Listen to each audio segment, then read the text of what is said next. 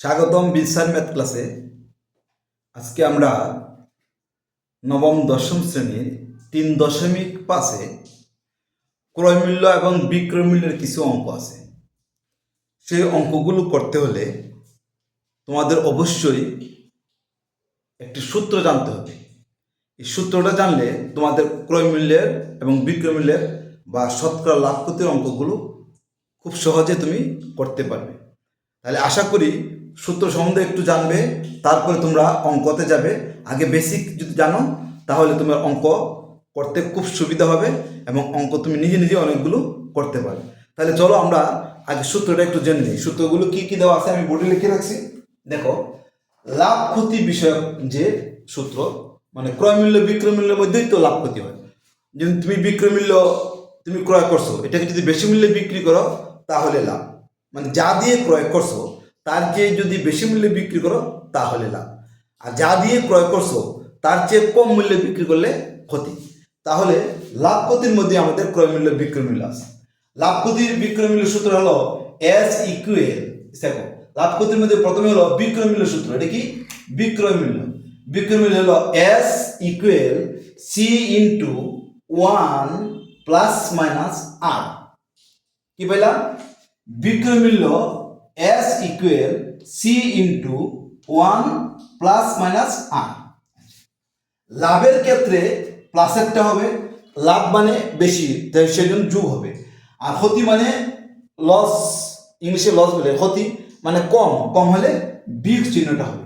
তাহলে লাভের ক্ষেত্রে S equal C into 1 plus আর।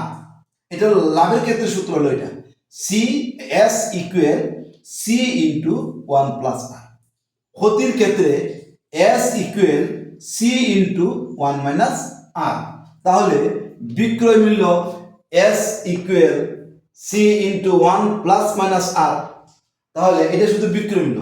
যদি লাভের ক্ষেত্রে হয় তাহলে প্লাসটা হবে, মাইনাসটা হবে না।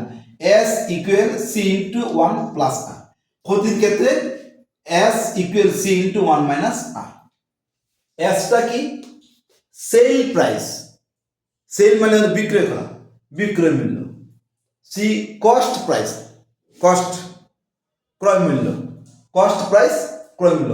এই কস্ট থেকে সি আর সেল থেকে এস, আর রেট আর হচ্ছে রেট, হার। রেট থেকে আসছে আর। তাহলে এস কোথা থেকে আসলো? সেল থেকে। সি আসলো কস্ট থেকে, আর আসলো রেট থেকে। তাহলে আমরা এস সম্বন্ধে বুঝলাম সেল প্রাইস, সি বুঝলাম কস্ট প্রাইস, আর 1 তো 1 ঠিক আছে, আর হলো রেট মানে মুনাফার হার, রেট অফ ইন্টারেস্ট। এস সমান সমান হচ্ছে বিক্রয় মূল্য টাকাটাকে এস দ্বারা প্রকাশ করবা, আর ক্রয় মূল্য টাকাটাকে সি দ্বারা প্রকাশ করবা, লাভ বা ক্ষতির হারকে আর দ্বারা প্রকাশ করবা। এটাই হলো আমাদের ক্রয় মূল্য এবং বিক্রয় মূল্যের যে অঙ্কগুলো তোমরা করবা 3.5 প্রশ্নে কিছু অঙ্ক আছে। অবশ্যই তোমরা এই সূত্রের বেসিকটা আগে জানো, তারপরে ক্রয় মূল্য এবং বিক্রয় মূল্যের অঙ্ক যদি তোমরা করো অবশ্যই সূত্রটা জানলে এই সূত্রটা এটা এটা এটা সম্বন্ধে যদি জানো, মানে এসটা কি? সেল প্রাইস মানে অর্থাৎ বিক্রয় মূল্য। সিটা কি? কস্ট প্রাইস অর্থাৎ ক্রয় মূল্য। আর কি? মুনাফার হার, বিক্রয় মূল্যের হার বা শতকরা লাভ বা ক্ষতি, আর যাই হোক শতকরা হার, এটা এলো আর। তাহলে আর সম্বন্ধে তুমি জানলা, সি সম্বন্ধে জানলা, এস সম্বন্ধে জানলা। তাহলে তোমার সূত্র সম্বন্ধে আইডিয়া হয়ে গেল। এস ইকুয়াল মানে বিক্রয় মূল্য সমান সমান সি মানে ক্রয় মূল্য প্লাস মাইনাস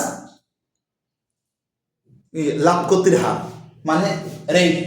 আর লাভের ক্ষেত্রে শুধু মাইনাস হবে না, S equal C into 1 plus R. ক্ষতির ক্ষেত্রে S equal to C into 1 minus R.